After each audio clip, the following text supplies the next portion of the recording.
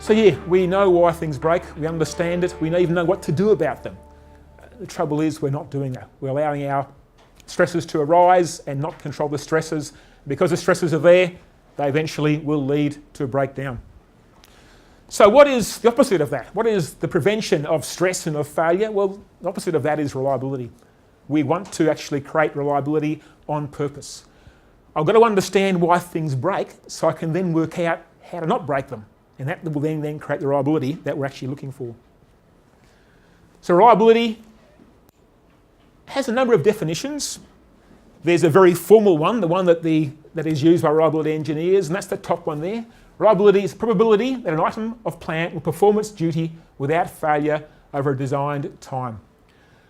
That's the one that is quoted in the books, and it talks about a number of things. One is probability. What is the chance? What are the odds that it will do its duty without a problem for the required time? Another definition I've come across is the military definition, the chance of completing the mission successfully.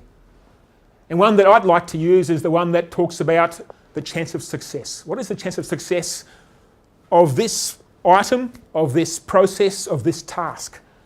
Because reliability is high chance of success, high reliability, low chance of success, low reliability.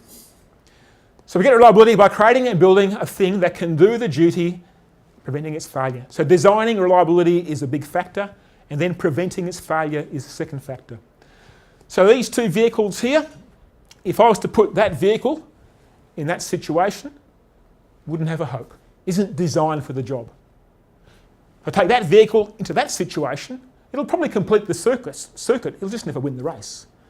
So making the right choice at the beginning is vital. If I make the wrong choice for that situation, no matter what I do as an engineer, no matter how perfect that machine is, if that machine is in the wrong place, it cannot survive. So now I have to go back to the beginning of the life cycle and ask my guys who select the machines, what is your thinking in your selection? Why have you chosen that design for this situation? What makes you think this thing can do that job?